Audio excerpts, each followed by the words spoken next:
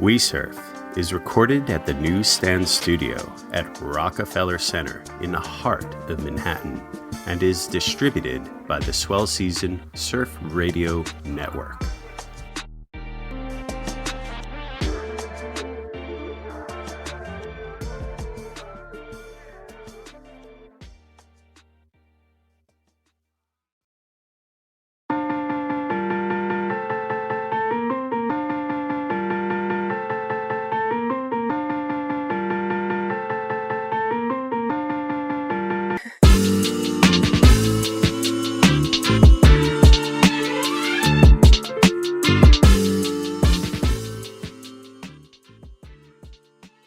Welcome to episode 6 of the WeSurf podcast. This episode is done a little differently. I recorded this while in Puerto Rico at the International Surf Therapy Organization conference. My guest is Chris Dennis from Trinidad and Tobago. Now, Chris is a modest man, but he has many talents. He's a surfer, a WQS ranked surfer actually, a certified free diver, a certified free dive instructor. He is also the co-founder of Ways for Hope. He's a van-sponsored athlete, a mentor, and someone that in a short space of time has become a good friend. You can find him in the documentary Wade in the Water and Breaking Boundaries. Our conversation covers multiple avenues, from the lighthearted, where we poke fun at our producer and each other, to a more serious note where we discuss the darker side of being on tour. You may notice that my accent becomes a little stronger throughout, and that is really a testament to just how at ease I am while speaking with Chris. It truly was more of a conversation as opposed to an interview, and I hope you enjoy listening as much as I enjoyed recording. Japan.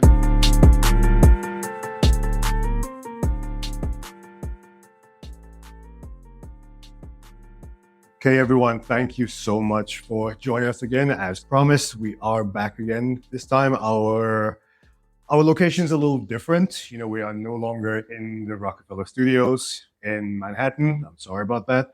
But we are in an island slightly south of Florida. Some of you may have heard of it. It is Puerto Rico. I am here for the International Surf Therapy Organization conference, and I bumped into my next guest. And I've been trying to get this gentleman on the show for God knows how long, but it just never worked out. So there was a lot of back and forth running to make this happen, and he is here right now. So I would love to introduce you to Chris Dennis. And as a matter of fact, I'm going to let him introduce himself. So tell us about the man, the myth, the legend, Chris Dennis. Well, Olia, thanks for having me. I have the honor. Thank you very much. My name is Chris Dennis, and I'm from Trinidad and Tobago. I'm 45 years old. What else can I say? I'm a surfer. Okay. So, Chris, you said, I know you're being very modest here. You said you're a surfer. But, just for those of you who do not know this man, he is actually one of the best surfers I have ever seen.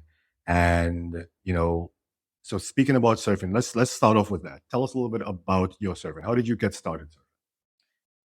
I like that question, Kwame. I try.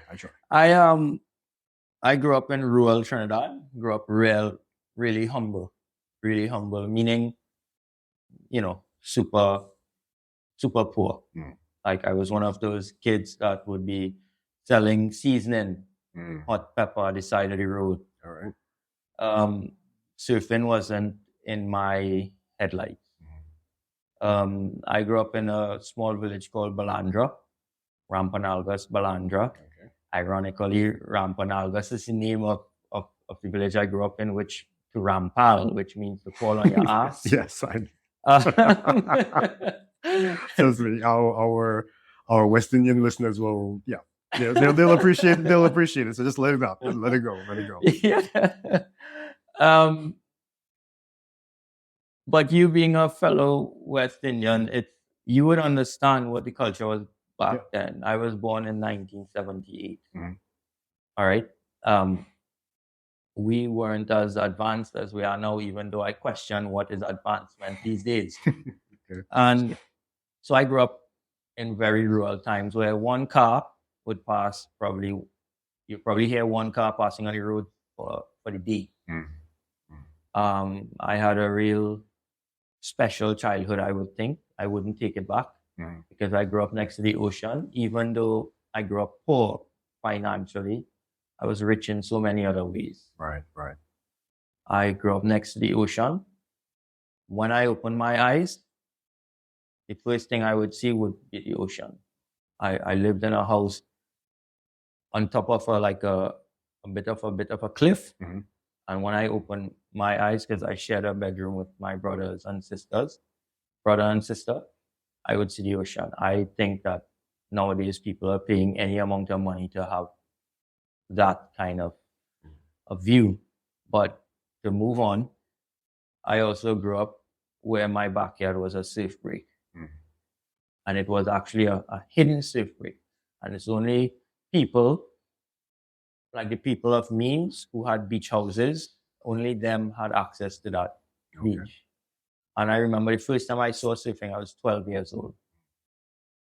But before that, I was in the ocean since I was 6 with my father, because we used to live off the land and off the ocean, meaning like we would catch fish in the ocean and eat food that we planted from the land. The only thing that we could have afforded to buy was really oil and flour, maybe rice sometimes. But besides that, we'll be eating cassava and yam and dasheen and fig. Ital food. What they call ital food, but it's what I grew up on. And suddenly it's this big thing to be organic. You know? Yeah. But that was a normal life for us. Right. So those were the kind of lessons and riches that I had. I didn't know I was poor.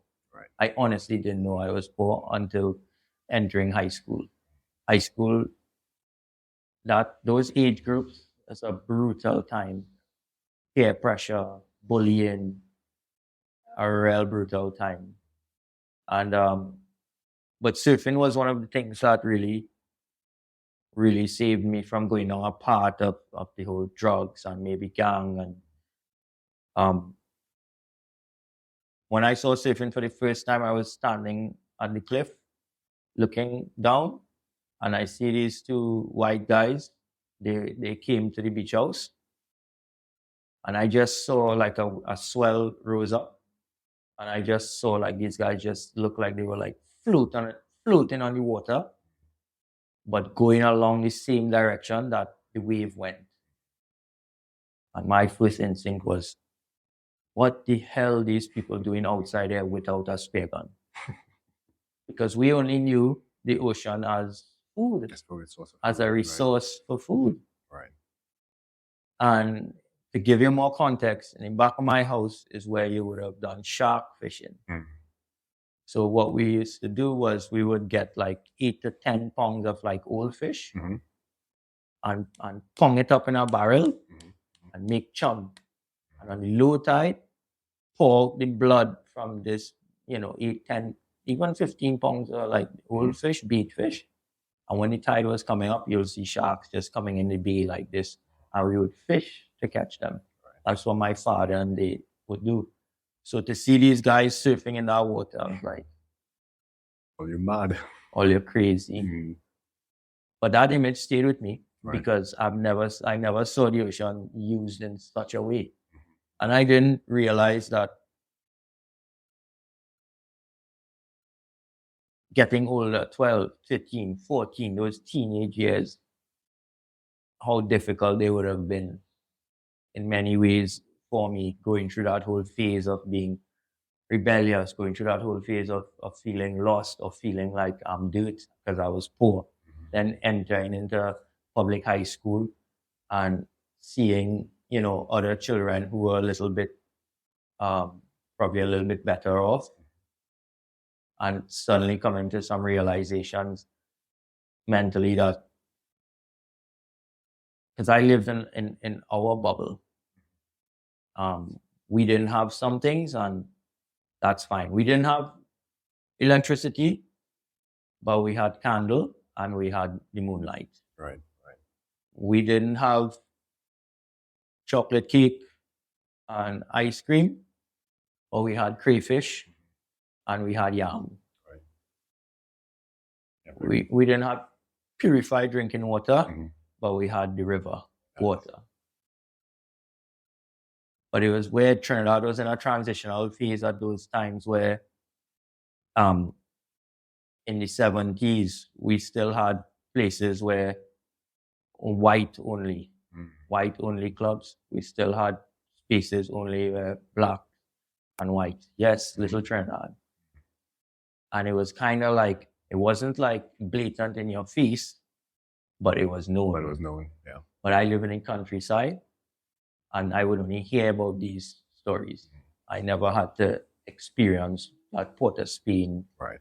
kind of life. Yeah. But my journey to surfing was a colorful one. I surfed in the back of my house, or I started surfing with my cousins who got a broken board from one of the same persons that I saw surfing in the back of the house. Board was put back together, and because a lot of the times in these communities, especially back then, a career path would be a caretaker for one of these people who had these houses, beach houses. They were rich, they had means, so they would hire the local people in the community to clean the yard or clean the houses and that kind of thing. And my cousin and my uncle was as one of those such, and they left a broken board behind. And then my cousin started to try to ride the waves in the back of the house. And I remember just looking at them for almost a year, looking at them, seeing what they were doing. Like I would come back home from school in the evening and just look down, and I would see them like trying to figure out somehow to surf. Like they were just trying something. I don't know where they got the knowledge from, how they were learning how to apply it. And I would look at them for almost a year. And then eventually one day I walked down the beach. It was a Saturday morning. I wouldn't forget that. It was a Saturday morning. And I asked my cousin, his name was Roger. I say, Roger, let me get a ride, please. Let me get a ride, please. And he was like, but all of we surfing, because they were sharing this one board, like 4 or 5 of them. All of us surfing, no. And I stood up there and I was like, no, they have to give me a ride. And then he goes, all right, we'll give you 3 times, 3 turns. And I remember the first time, after looking at them for so long, I was already comfortable in the water at 6 years old. 6 years old, I was already shooting my own fish. 6 years old, I was doing things that the average 6-year-old wasn't doing. I was already swimming in places in the ocean that a 6-year-old wouldn't go, because my dad taught me how to do that. And I kind of lied down on the board and I paddle out. Somehow, like kind of make it out doing this weird. I'm sure it was weird. I was just like flopping around like how beginners do. And then I didn't catch the wave catch me. And I'm not even trying to be funny. No. Because you ever get trying to reach out and then a wave spin you back around and take you back to the beach? Yep. That's what happened to me. And my cousin and them were on the beach. They were older boys and they were laughing their head off. But on the third ride, I stood up. I stood up for a couple of seconds, like stood up. And I stood up straight like a pin. I was a skinny little boy, like super skinny. I was like probably 100 pounds. When I was 15 years old, I was weighing like 105 pounds or something. Yeah, wet. Like bamboo with pants on. Yeah, tying up your pants with string. And that feeling stayed with me. I remember just feeling, I'll never forget it. Even talking about it now, I get a little bit goosebumps, because that was a journey that took me, that moment kind of made me who I am today in many ways. That was one of those defining moments in my life. I was planting hot peppers with my father because I had a brother and a sister right after, in terms of getting to go to school. They were, like I said, we grew up super poor. So when I got out of high school, it wasn't like going to do A levels. It was like you have to stay and you have to help your father for your brother and sister to be able to have. We had to obviously support the family, and it was just me and my father. My mom would see about them making sure that they had food to eat, which sometimes looked like hot water and sugar alone, or sometimes just hot water for breakfast. And yeah, those things kind of, looking back now, it's like kind of a superpower because I really do understand what it is to like not have. Right. And that's why like I'll take a piss on my friend here being like with the privilege, like I really understood what it was not to have. Right. And when you've got something, you cherish it. Yeah. You cherish it. Definitely. Well, thank you for that. I mean, that, and, just again, for our listeners, that's one of the reasons why I was just like so adamant. So just so everyone knows, everything between myself and Chris and Bain, about who he's mentioned, who's the executive producer of Wade in the Water. There was this whole web that connected us all somehow. Somebody, I still don't know who, nominated me for the Aloha Award. And then I get an email saying that they want to interview me for the Aloha Award. So I'm like, okay, all right, I don't know who did this for me. I don't even know what this thing is. And they say, and this is the name of the person that's going to interview you, Chris Dennis from Trinidad and Tobago. I'm like, shit. Okay, because I know West Indians are not easy on each other. So I'm like, all right. I don't mind telling you, during that interview, I was so nervous because I was in this interview and I had no idea who put my name in, what they said, how they said it, what was going on. I was just so lost. But then as I started talking to you, and it's for the Aloha Award. And for those of you who don't know, I highly suggest you look it up. We'll put the link in the show notes. And then, but what I will always remember leaving that interview with was, this is a man who lives in Trinidad and surfs. Because for me, as a West Indian, when I decided, I was 12 or 13, when I decided I wanted to learn how to surf. And I remember telling people this. And the response I got back was, what are you trying to be an awesome white dude for? You're not supposed to be doing that. We don't do that, right? It's bizarre how we think. Yeah. So it became this thing. And then so when I met you that's what I took away of, like, here he is in Trinidad and he is surfing. And not just surfing. And then I started Googling your name, and I'm like, not just surfing, but he is like surfing, not just, making an activity out of it. The man is WSL ranked. He is actually doing the thing. So, when I finally got to actually meet you in person 4 days ago, but we've spoken so many times, I was like, okay, this is, I'm finally meeting him.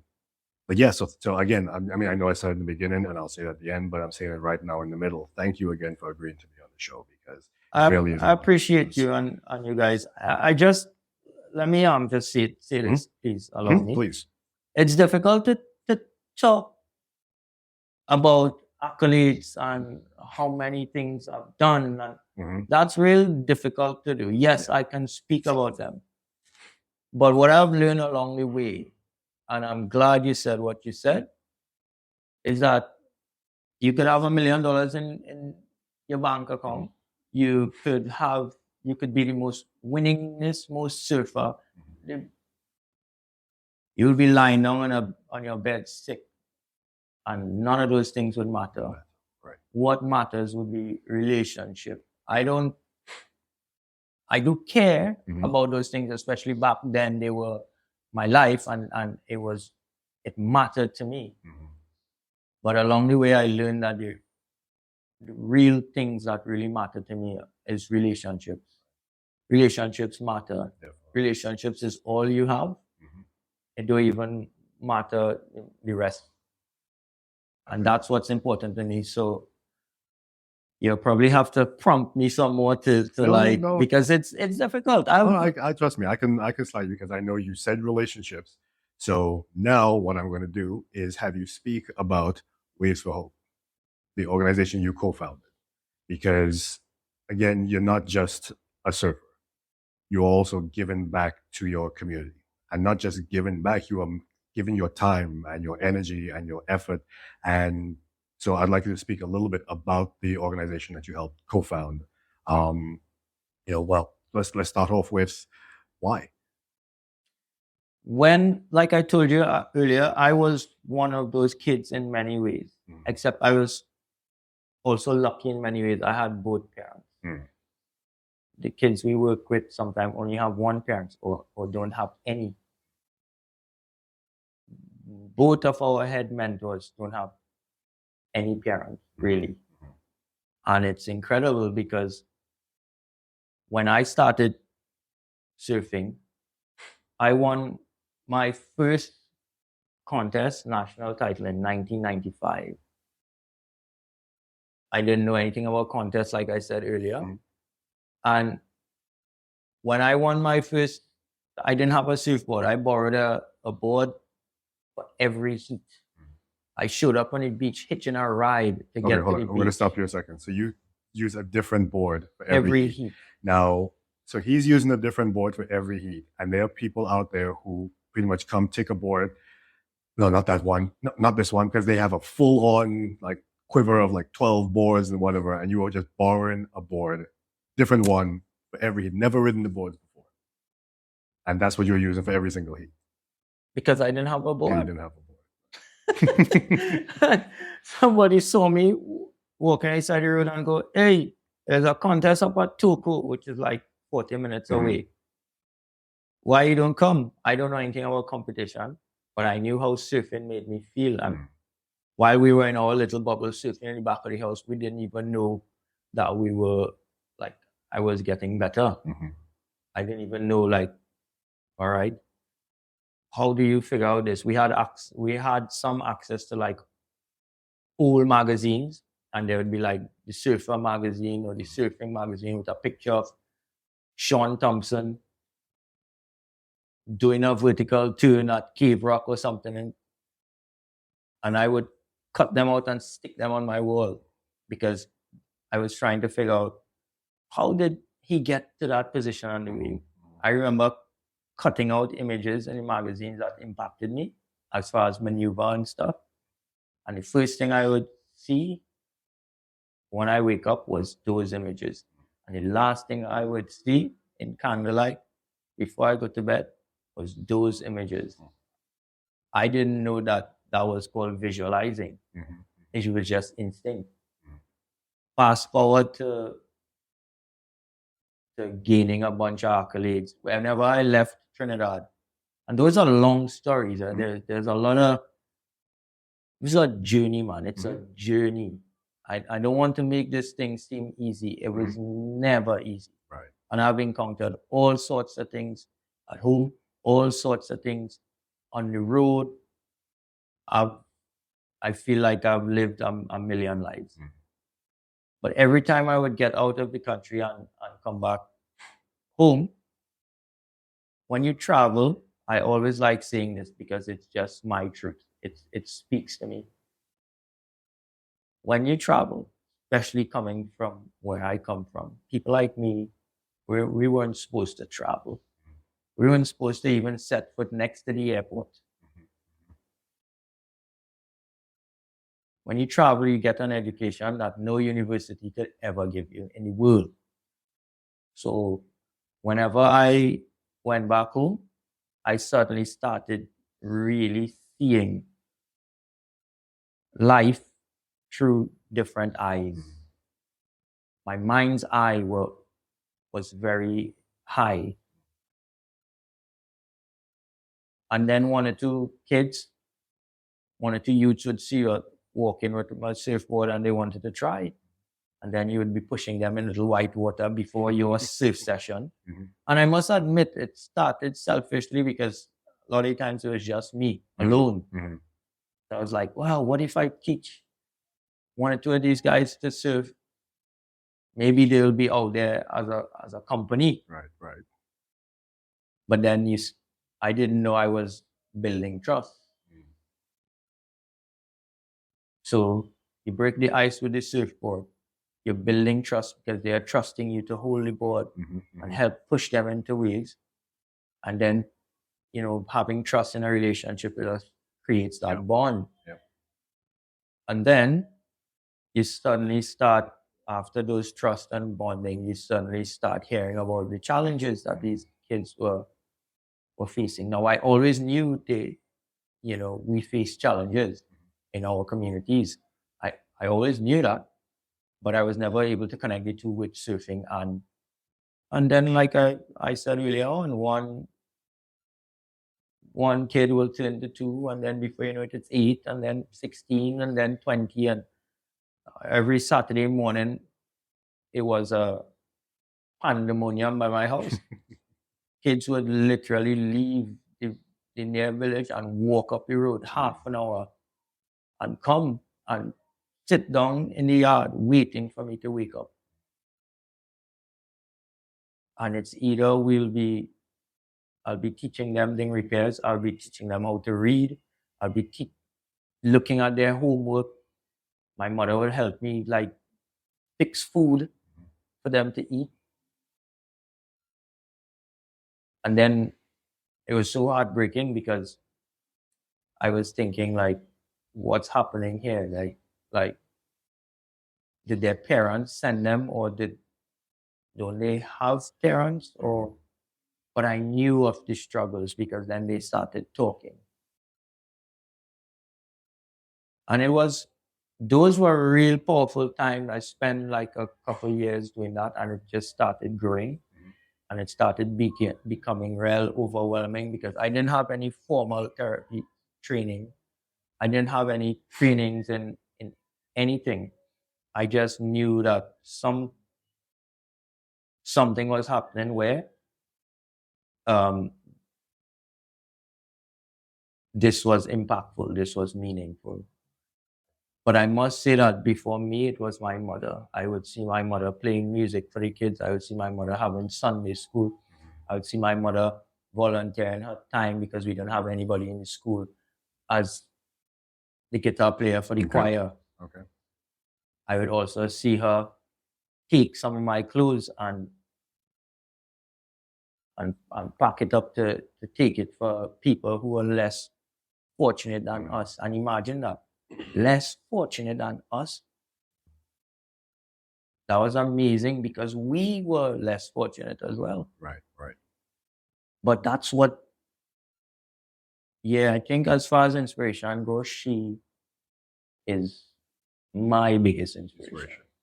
And I know that sounds a bit cliche, probably corny, but that's the organic truth because I grew up seeing that we didn't have, but somehow we had to give somebody else. Right.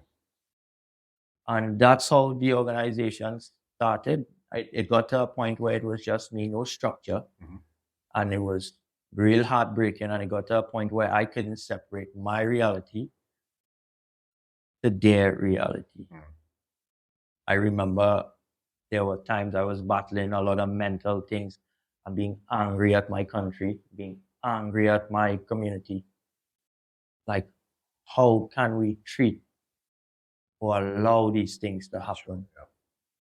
I remember spending a large amount of time being upset until it made me a bit angry. Not a bit, very angry. Very angry, right. Because I was beginning to not be able to separate. But I was smart enough to reach out for help. Right. And by then I made friends on tour, on the qualifying series tour. And even then, that was struggles in itself. I mean, I know we're racing ahead with the conversation, but can you imagine trying to get funding or trying to push through coming from a little dot in Trinidad? Right. to get on the qualifying series, to get to America. Can you imagine just going from barely having food to eat to traveling to California? Yeah. So as far as the organization go, I just started reaching out for help. I didn't have any more surfboard. And I just started contacting people, begging them to like come visit Trinidad and you'll bring a board. Because I had friends who were sponsored on a surfboard. They had many surfboards lying around in their house. And a very close friend at the time of mine was Dylan Graves, because I actually spent a lot of time here in Puerto Rico. And he was like a little brother. He made sure that I was okay. He actually had and still have like a really great surf career. Right. But even back then, younger, he also had a lot of access to things that I didn't have access to. But he never treated me any different. And I called him up one day, standing at the side of the road from a payphone with $100 TT worth of quarters, because I didn't even have a cell phone. And I go, Dylan, this is what's happening. I need help. I know because I've visited your house, I know you all have surfboards lying around. One thing led to another, and before you knew it, he involved his other friends. And at first it started where Dylan was going to fly to Trinidad with 2 board bags, 5 board in each bag. And that would have been 10 boards. 10 boards turned to Dean would ask us saying, I'm coming. And before you know it, this thing just turned into, and they shipped in 200 boards. That's the other thing. You might think that things are difficult. You might think that you have it's just you alone. You might think that this is hard and you want to give up. I think that everything you have to do, you have to do it real true. Anytime it's fake and forced, it's not going to work. If you do it true, if you believe in God, the universe, or wherever, those things will see you through. And that's what happened to me. Whenever I look back at my life, I look back and think, this is like a movie. Like literally, every thing that happened to me transitioned to the next step. And if I didn't have that prior experience, I would not have been able to understand the next experience. It was almost like it was scripted. Right. That's great. And we will be right back. And now, back to our show.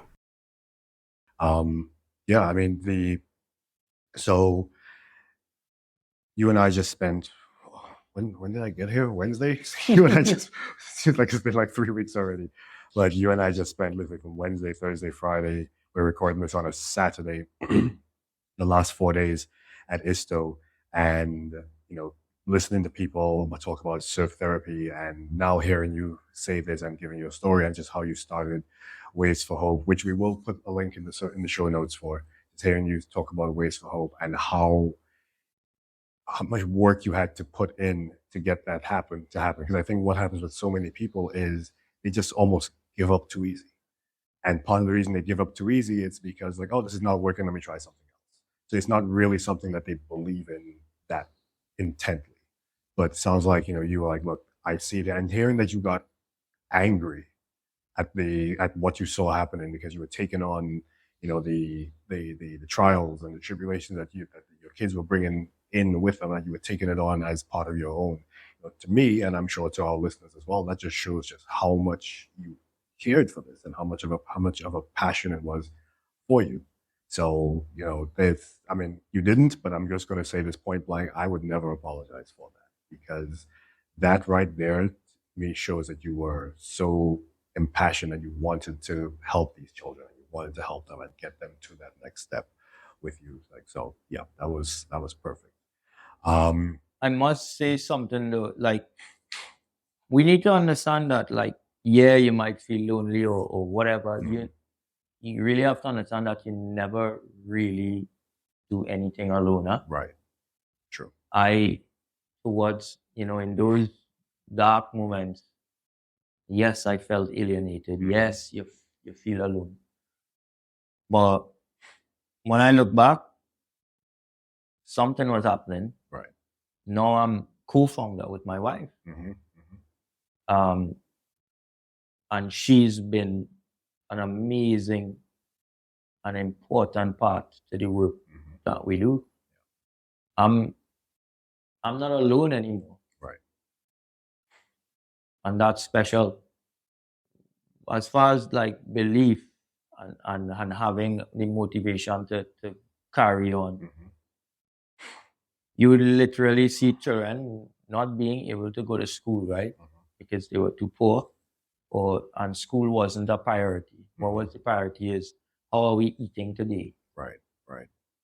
But they would show up on a Saturday and literally sit down with reading cards and read. And they would be there willing to soak up any information you could give them. I don't have any background in teaching. I was just coming up with these ideas in my head, and I literally would use like surfing magazines to as inspiration. Use what you have. Yeah, definitely. So, no, I mean, sorry if I'm pausing here for a second because I'm listening to you and I'm letting it all soak into me. So I'm first for a hot second, I was like, what was my next question again? Because I was like so into what. But you should let me ramble on and on. Waves are still good. We got to go out and surf at least before the sun gets too dim. All right. So next question is, in addition to Waves for Hope, I think honestly, Chris, next to me or probably past me, you're like one of the most busy people I know. Everyone is always tells me, how many things you have going on? I'm like, today? Or you mean on a whole? Yeah. And just knowing just half the things that you do or have done or are involved in, I'm always like looking at you like, okay, how does he do this? So in addition to Waves for Hope, somehow you still found time to work with David and Bayan on the Wade in the Water podcast. I'm sorry, the Wade in the Water documentary. We had Bayan and David on for the podcast Wade in the Water earlier on. So you still found time to be interviewed and to work with them on that. So what about that project attracted you? When you were contacted or you contacted them and they said, we want you to work with us on this, what had you like, you know what? Yes. That experience was a super organic experience. I was in California on the way to Fiji, as obviously as one of the winners for the Allure Award. Part of your winning is Fiji, a trip to Fiji on Namutu Island. And one of my friends at Vans, her fiance, worked with David. Okay. And her fiance knew of my story and my connection with Vans, the brand, of course. And he told David at work that, David, I know a guy who would be a great addition to your project. And that's how it started. Before you know it, I was meeting with Bain. Bain was contacting me and asking me, so what do you want to do? Where would you like to meet? And he's very persistent, isn't he? He's annoyingly persistent. Annoyingly persistent. I know. Oh, so those things like, where do you want to? Bain is behind the camera right now. That's why we're taking those shots at him because he can't respond because he's such a perfectionist that he would not respond to us while we're in the middle of an interview. So that's why we're taking all these jabs at him. So go ahead. And then I go Soul Food Bain. It's their barbecue place, and then we met up and that's how it started. And I remember having to go to an interview for for wading in the water, and David gave me almost all day because, of course, he wanted to know his subject. And he gave me all day.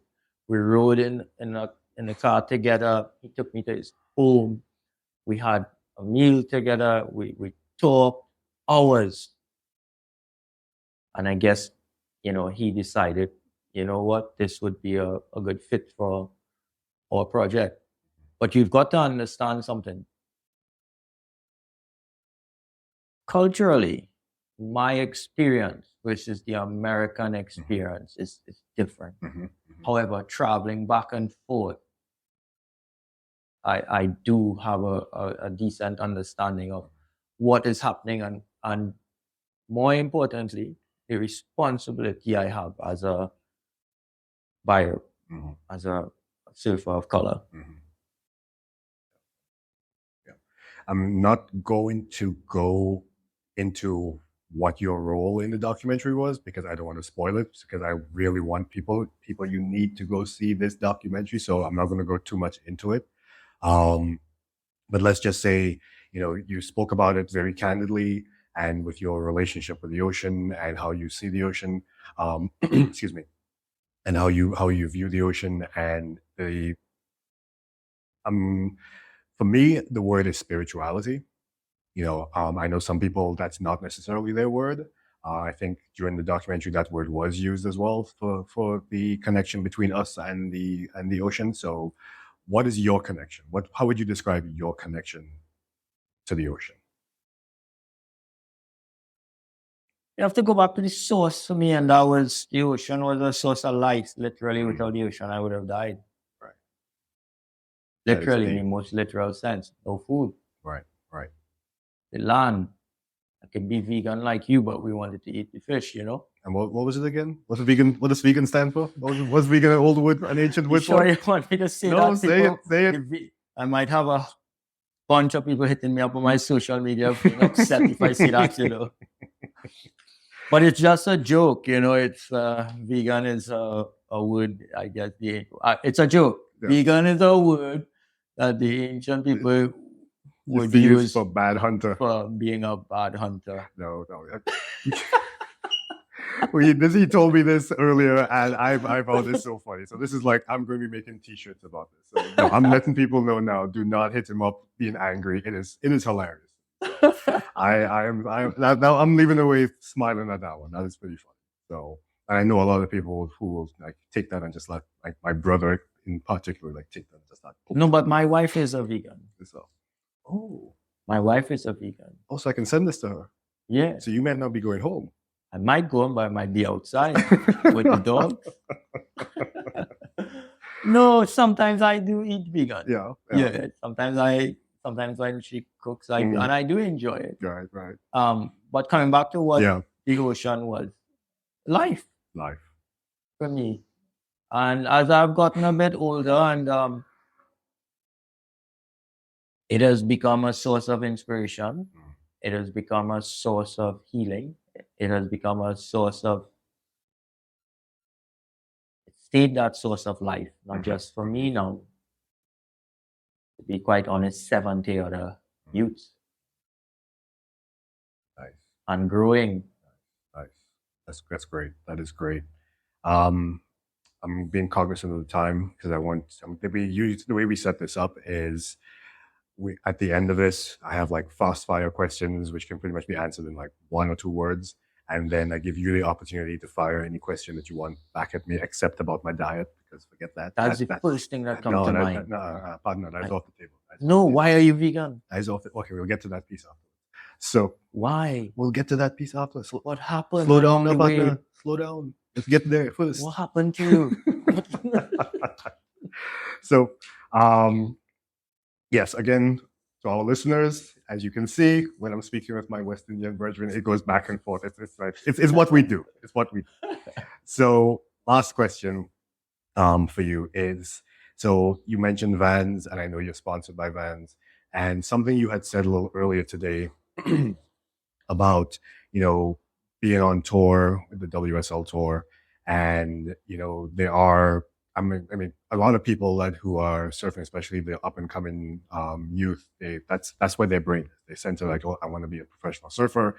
I want to go on tour. I want to be sponsored. I want to do all this. I want to do all that. You spoke a little bit today about, the good side, but then there's also potentially a dark side as well. So can you speak a little bit about that? Well, I hate sounding like really old. Back then it was ASP, Association for Surfing Professionals. Okay. There was barely any provisions for people like me on tour, for example.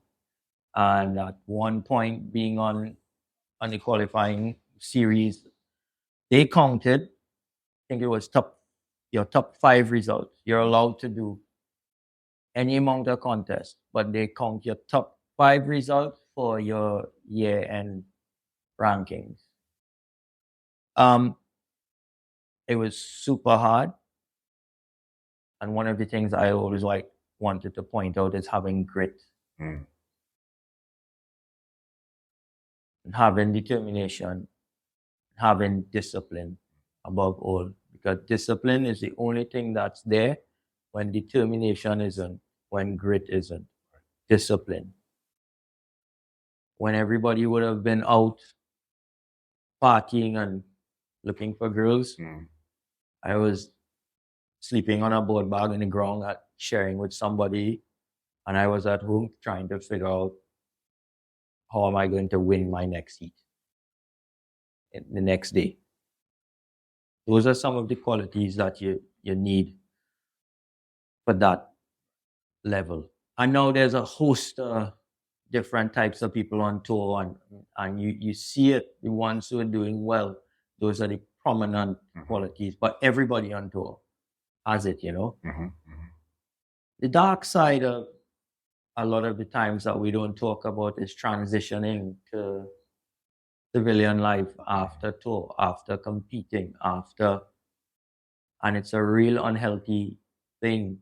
We've lost numerous surfers in our space to suicide, to all sorts of different things, because they weren't able to transition back to civilian life. Right. And I know we spoke a lot about all this stuff that I have done, or my wife and myself with Waves for Hope. But I must make a special mention that a lot of the times it's we who are being taught by our participants. Right. A lot of the times the relationship is more they are also helping us. Those moments when I was angry. Have you ever been angry at your whole country? Yes. That's how I felt for years. The failure in the system, the gaping cracks in our educational system. And in those moments, it was the youth, the young kid with that little glimmer in their eye that, and I will use this word strongly, empowered me to even want to push through. Right. Yeah, I mean, I'm listening to you talk, and just like what you said about, the dark side and of it, and that it resonates with me, not anywhere close to what happened, not what you observed and what you and your cohorts experienced with colleagues, friends, but even just on a much, much, much, much more smaller scale. I know, and I've actually spoken with people about this and experienced this myself, that we have, let's say, for example, I live in the Northeast, New York, and when hurricane season comes through and we get swell, and it is like this past year, we had 5 storms. So we were surfing almost every day for close to 2 months. And then all of a sudden, just came to a stop. So we were on that high for like about 2 months. And then all of a sudden, it was just like hitting a brick wall. And you could see it on people's faces. They became depressed. They started slumping. People would oh, I don't want to do this. I don't, lethargic. And just that feeling of we were on such a dopamine high and then it just crashed. And now all of a sudden we have time again. and we don't know what to do with ourselves because we've been surfing for so long and then we just hit that brick wall. So again, small little microcosm of being on tour and then like you said, transitioning back to civilian life. But so for those who are listening who went through that, imagine that on a scale of 10,000 times bigger. But that's what, your colleagues and your cohorts were experiencing. So thank you for sharing that with us. And thank you for creating this space, brother. Okay, so going to go through our quick fire questions. Oh, great, we have enough time. Go through our quick fire questions. I mean, I know the answer to some of them already, but I just want to hear your answer for it. You ready? Quick fire question, but I have time to think. Yeah, no. It's you'll find them off. So, and I already know what the answer is, but I want to hear your specific. You don't know? Let's see. Okay, longboard or shortboard? Shortboard. You see, exactly. I know the answer already. Them kind of people who just ride them kind of boards. Huh? In what after surf? What's your favorite meal after surf? After surfing, I don't know if I should say this, bro, because it's not quite the athletic way, the athlete's way. Say what you gotta say. Cricks and cheese. Cricks and cheese. And Okay. tea. All right. Right on. When you come back real tired Mhm. from a surf, some nice cocoa tea, Mm-hmm. some nice milk, Mhm. and cheese, and we have this cracker. Correct. Not exactly the healthiest thing, but No, it's no, not no. too bad. No. But that's my favorite. I remember when I used to live in Grenada. Whenever I used to come back from the beach, first thing I would do is run to the fridge for bread and cheese. That was my go-to. But that's bread and cheese. Caribbean staple Yeah, food. yeah. Cricks and cheese. Yeah. If you ain't know nothing but cricks and cheese, feel. Okay. Feel. Okay. And we will be right back. And now, back to our show. Preferred wave, right or left? Nah, I can't say that because in the last few years, Mm. I really enjoy going left because I'm a regular footer, right? Okay. Mm-hmm. And then other times I really enjoy going right. And then there are times at home I spend months just going left only. Okay. And then other times I go right. I don't have a You preference. don't have a preference. All right. And the last one is which would you prefer? It to be cold? Let me finish. No. Let me finish. Okay, let me rephrase the question then. Perfect barrels, but it's cold? No. Or 4-foot No. waves and it's warm? 4-foot waves and it's warm. 4-foot waves and it's warm. Okay. I think I knew the answer to all that already. I just wanted to hear your answer too.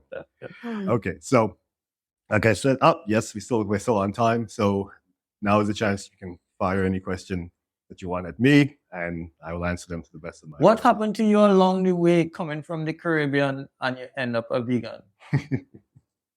I'm serious. I'm I'm trying being to be serious. I'm being funny. serious. I want to hear you. I will But you answer. gotta keep it short.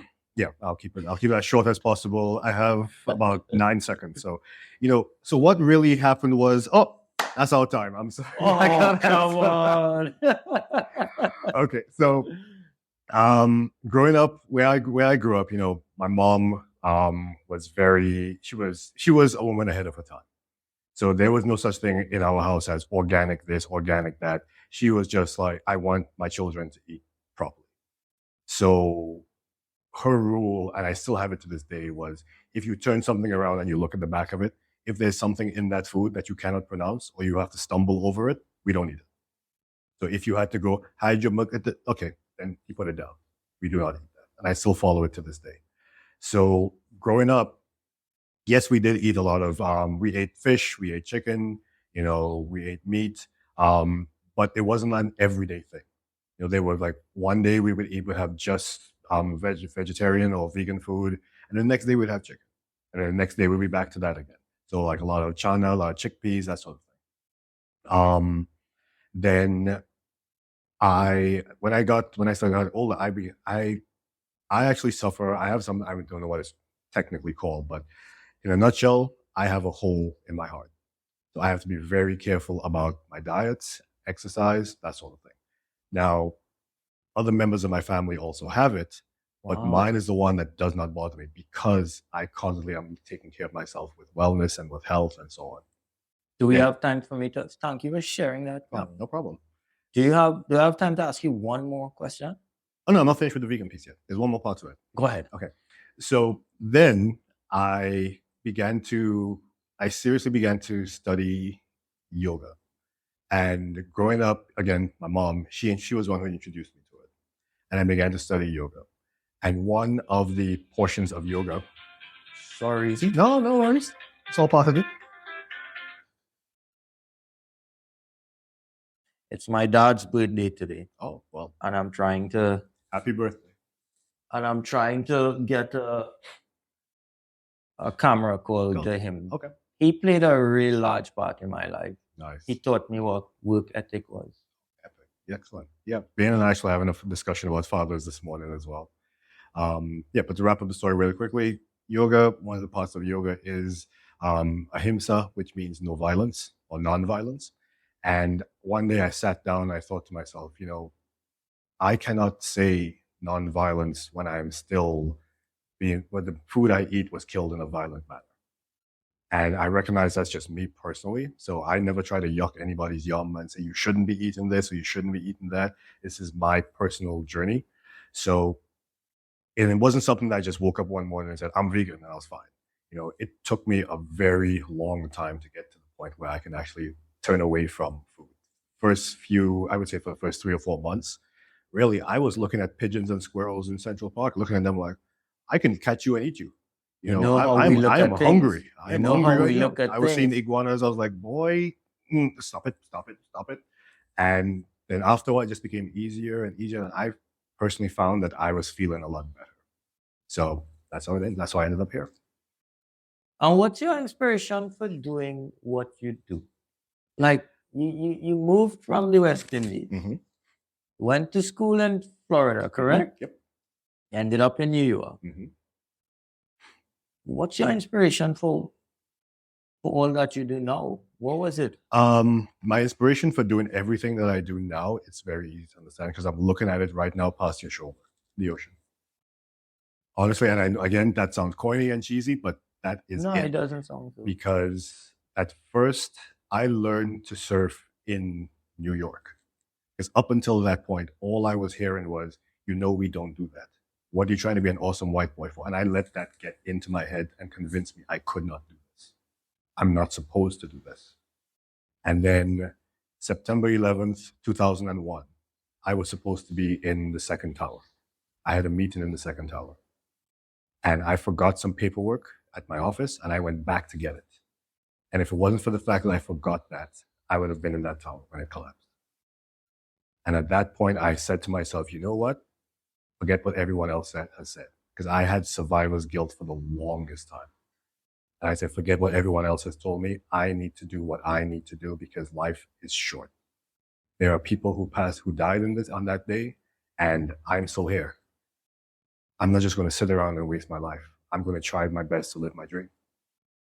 And when that first day when I paddled out into the ocean, and I remember thinking to myself, I'm home. I am honestly home. And surfing has given me so much from being healthy, meeting amazing people, and just in general, just being a happier person going through life, that I want to share that with as many people as I possibly can. So when people tell other people, you don't belong out there. I've been called the N-word out in the lineup. And my thing is, as long as I'm out there, that will not happen to anyone else, not under my watch. Because then nobody should feel like they don't belong in the ocean. So that's what keeps driving me, because it has given me so much. I'm trying to give back. Mahalo, brother. Thank you.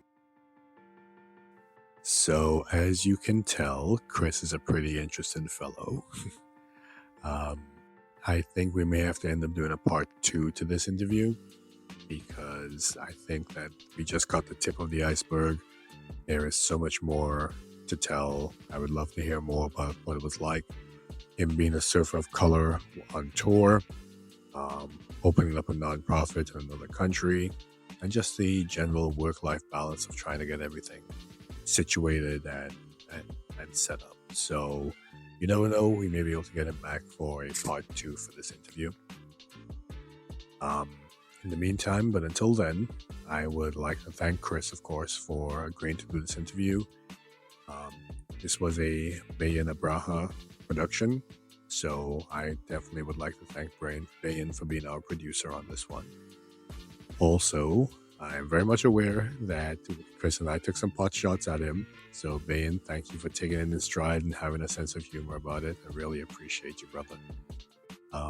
I'd like to thank Nigel Lewis, because even though he was not there, he was not able to be with us, I know he was with us in spirit, and my co-host always gives me his support. So thank you so much, Nigel. I would also like to thank the Swell Season Surf Radio for all of your support over the past year, and they constantly believed in us and kept us going. So thank you so much for working with us. And finally, I'd like to thank you, the listeners. We couldn't do this without you, and you stuck by us. So next time you hear from us will be early 2024. And when I said early, 2024. But until then, thank you so much. We really appreciate you. And stay safe. And if you are celebrating the holidays, happy holidays and happy New Year. Talk to you soon.